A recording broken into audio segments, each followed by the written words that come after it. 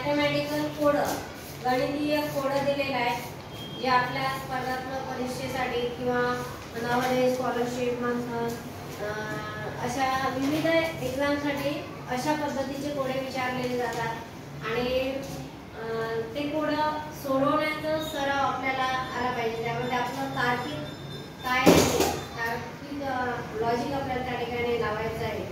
तर हे एक मी छोटंसं कोड दिलेलं आहे. अष्टकोनाकृती ही आकृती आहे आणि त्याच्या प्रत्येक बाजूवर काहीतरी नंबर मी लिहिलेला आहे आणि एक बाजू मात्र रिकामी आहे आणि या बाजूवर इथे कोणता नंबर येईल हा आपल्याला गेस करायचा.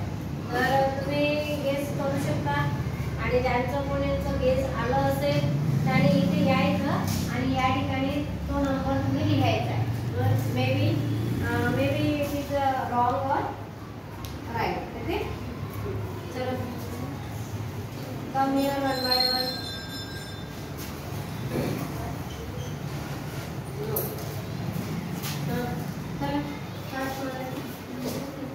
तुम्ही लिहायचा आणि तुम्हाला जो योग्य वाटते तो लिहायचा मला. ठीक आहे.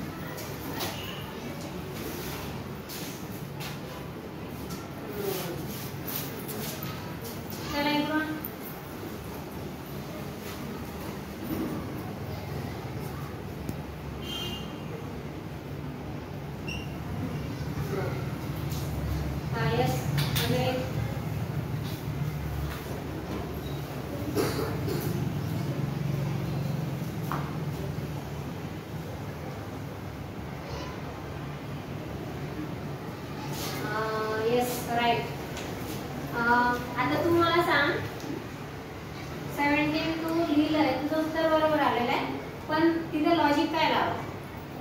हां सांग, एक्सप्लेन कर.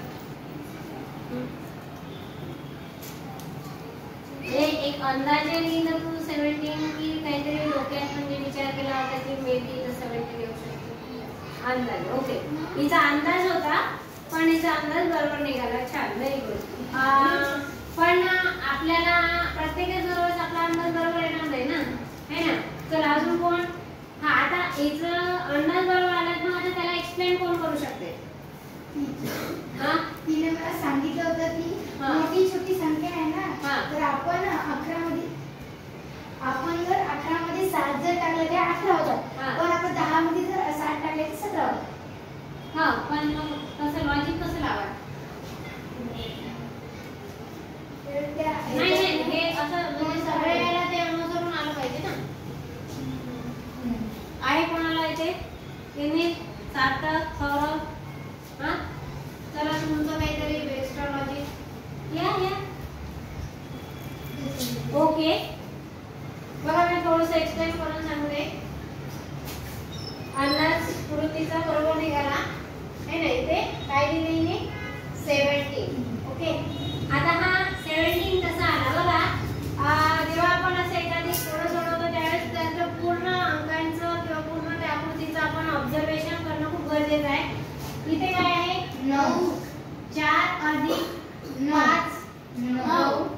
ओके, इथे काय 11, 7 अधिक 4 7 आणि 4 11, 7 अधिक 12 9 19. तसंच इथं किती येणार मग 12 अधिक 5 17. बरोबर आहे. तर अशा पद्धतीनं थोडंसं लॉजिक लावून